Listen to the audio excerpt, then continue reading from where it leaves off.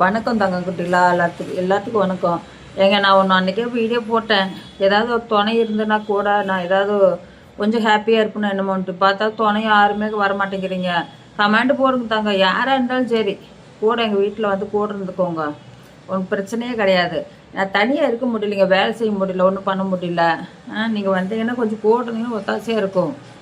என்ன கொஞ்சம் வேலை செஞ்சுக்கிட்டு இருந்தால் வேலைக்கார பொண்ணு ஒரு நாளைக்கு வருது, ஒரு நாளைக்கு வர்றதில்ல.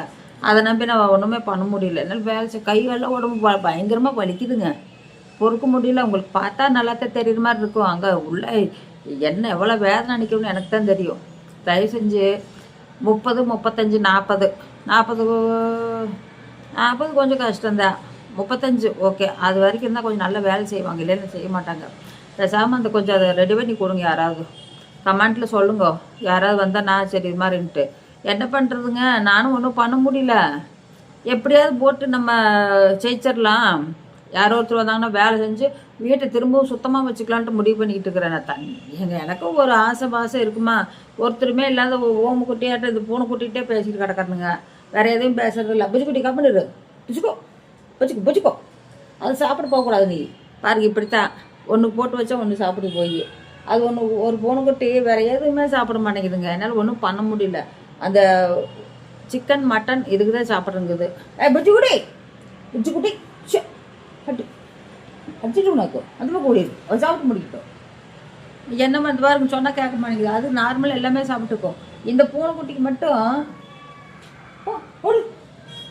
இந்த பாருங்க, இது வாங்கி போடுறேன் 50 ரூபாய்ங்க இந்த பேக்கெட்டு. நேற்று 3 பேக்கெட் வந்துட்டு வந்தேன். 3 பேக்கெட் 150 ரூபாய்ங்க. சொன்னால் வெளியே சொன்னால் வெக்க சாப்பாடு வச்சு புச்சிக்குட்டி சாப்பிடல கம்மிட்டுக்கணும். பேசாமல் உட்காந்துரு கொஞ்ச நேரம். அந்த சின்ன குட்டி சாப்பிட்டு கொஞ்சம் இது வச்சு அதை பறித்து சாப்பிட சொல்லுவேன். இது சாப்பிட்றதுக்கு ஒரு மணிக்கு அதுகளும் சேர்ந்து சாப்பிட்டுக்கோ. ஒரு சின்ன குட்டி சமத்து வேண்டான்னு சொன்னதே போய் கீழே படுத்துக்குச்சு, அது எல்லாமே சாப்பிட்டுக்கோ.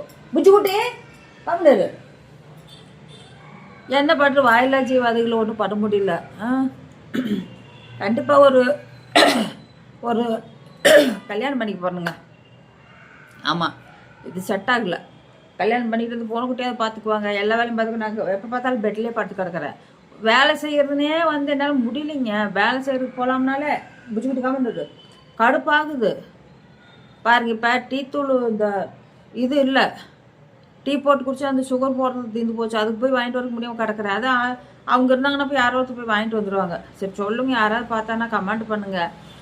வந்து கூடவே இருந்துக்கணும். என்கிட்ட வந்தாங்கன்னா போகக்கூடாது, கூடவே இருந்துக்கணும்.